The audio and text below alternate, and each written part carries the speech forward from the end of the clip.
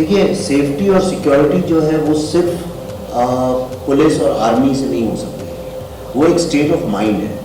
और मुझे लगता है कि ये स्लो प्रोसेस है। जिस चीज़ को बिगड़ते, मुझसे किसी ने बहुत अच्छी बात बोली थी, and this was told to me by a local person here in Kashmir. जब मैं शूट कर रहा था, मुझे एक लड़के ने बड़ी अच्छी बात बोली थी। वो बोला, उसने मुझसे बोला कि बाकी सब स्टेट्स के लिए देखिए, पार्टीशन 1947 में हो गया था। पार्टीशन का जो पेन है वो 1947 में हुआ और कुछ साल बाद खत्म हो गया, लेकिन कश्मीर में पार्टीशन कभी रुका ही नहीं। It's a continuous partition and which is so true. और इतने साल की जो एक पॉलिटिकल इम्पैक्ट है, जो इसका एक जो टेररिज्म का जो इम्पैक्ट है, वो धीरे धीरे तभी खत्म होगा जब हम फिर से एक डाइवर्स इंटरेक्शन शुरू करेंगे। और दुख की बात यह है कि कोई अगर बाहर से आया, कोई लेबर आया, कोई माइग्रेंट आया वापस, और उसको अगर जब हम टारगेट किलिंग उसकी कर देते हैं तो बाकी लोग भी दहशत में आ जाते हैं। और ऐसा नहीं है कि वही लोग दहशत में आ जाते हैं जो बाहर से आ रहे हैं, जो यहाँ रहते हैं वो भी दहशत में आते हैं।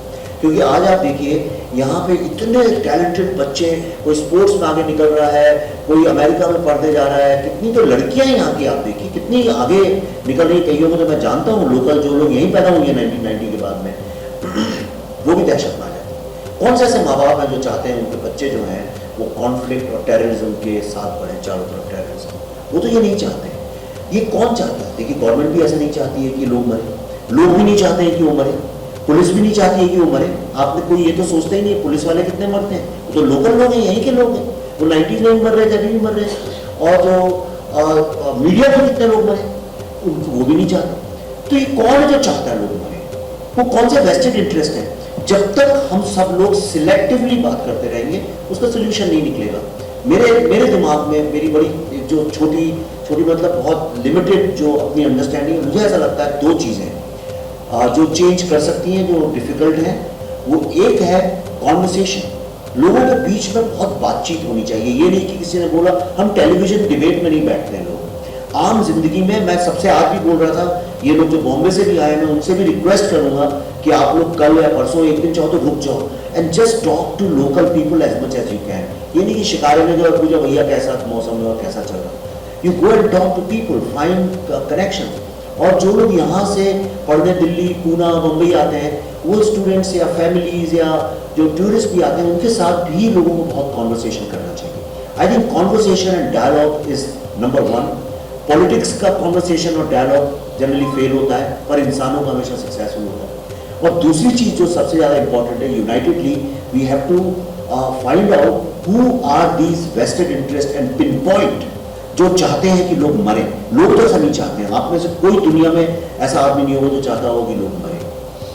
तो हम लोगों को किसी और की किलिंग को सेलिब्रेट करना बंद करना चाहिए और हम लोगों को मिलजुल के आइडेंटिफाई करना चाहिए who are the enemies of Kashmir. इसमें जो हमने ये 4-5 साल रिसर्च किया पूरे वर्ल्ड में जा के, और जो भी यानी डॉक्यूमेंटेशन का, बुक्स का, हिस्टोरियंस के सारे पॉइंट ऑफ व्यूज़, जो लोग यहाँ पे आर्मी में थे, पुलिस में थे, एक्सपर्ट्स हैं, ऐसे तमाम पॉइंट्स ऑफ व्यू हैं जो कि सारे हमने वीडियो में रिकॉर्ड किए थे।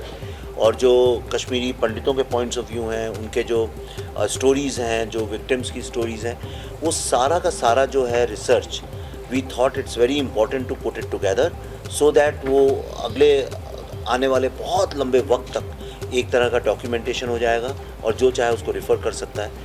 सो इट्स यूँ समझ लीजिए एक तरह का नेशनल आर्काइव है जो ZEE5 is bringing to the world now, and it's a very very valuable and very very important and very priceless documentation. देखिए, ये हमने 2018 में शुरू किया था, तो अभी क्या चल रहा है 2012, तो लगभग 5 साल तो इसमें हो गए हैं। और हमने अमेरिका में, यूरोप में, थाईलैंड में, जम्मू में, पंजाब, जितने भी शहरों में जहाँ पे भी लोग फैले हुए हैं, और उसके अलावा कश्मीर में यहाँ की अथॉरिटीज़ से, उसके अलावा जो पार्लियामेंट रिकॉर्ड्स हैं, आर्काइव्स हैं, बुक्स हैं, न्यूज़पेपर्स हैं, उस वक्त की जो डॉक्यूमेंट्रीज़ हैं, इंटरनेशनल डॉक्यूमेंट्रीज़ हैं, वीडियोज़ हैं, जिन लोगों ने आके यहाँ जर्नलिज्म की उस वक्त की, जिन लोगों ने जा के उस वक्त एक माहौल ऐसा था, आप शायद पैदा भी नहीं हुए होंगे उस वक्त में, तो आप तो अभी 23-24 साल के हैं, तो जो बहुत पुरानी बात है ये।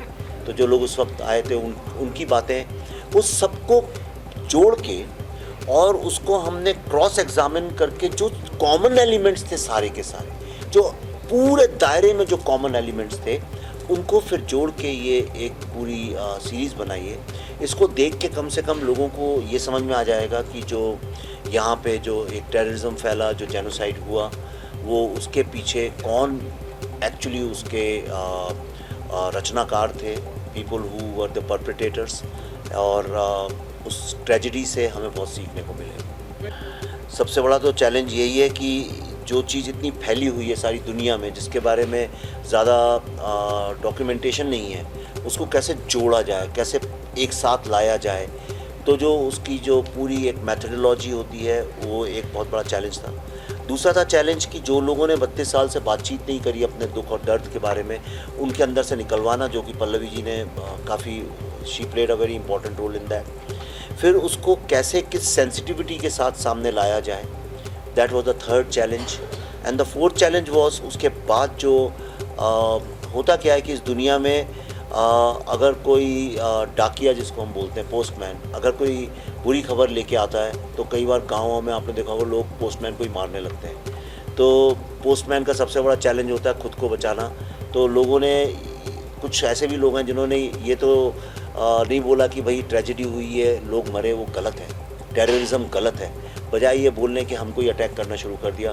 तो उन सबके सामने भी खड़े रहना और अपनी बात को पूरे कन्विक्शन के साथ दुनिया के सामने बोलना, I think that was also a very big challenge.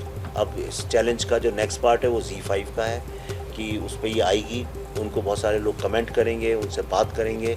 अब now they have to take it forward ताकि ये जगह जगह पहुँचे। शूटिंग के लिए अब जगह ही नहीं मिलती है, जहाँ जाओ 2-4 शूटिंग चलती रहती है। तो ये अच्छी, और डेवलपमेंट भी हो रहा है, G20 भी हुआ है। धीरे धीरे मेरे को ऐसा लगता है कि अगले 2-4 साल में बहुत फ़र्क आएगा। विवेक जी, क्या कश्मीर आने वाले समय में कश्मीर को लेकर कोई फिल्म बनाएगी जिसमें आप दिखाएंगे कि यहाँ पर जो मेजॉरिटी है वो कितना सपोर्ट करती है कश्मीरी पॉलिटिक्स को, या जो यहाँ पर लोग आते हैं उनको कितना सपोर्ट करते हैं? क्या उस पर भी कोई फिल्म बना सकते हैं या कोई? बिल्कुल कर सकते हैं। अभी ये एक हाथ में ये काम लिया था एक, तो उसको पूरी ईमानदारी से ख़त्म करना था। अभी ये ख़त्म होने जा रहा है। अब इसके बाद थोड़ी सी सांस लेंगे, थोड़ा सा बैठेंगे, फिर पढ़ेंगे, थोड़ा नया रिसर्च शुरू करेंगे। कुछ पता नहीं एक कलाकार की ज़िंदगी में किस दिशा में चला जाए। आपके दिमाग में कोई विचार है, कोई कहानी है, कोई आइडिया है, तो प्लीज़ मुझसे शेयर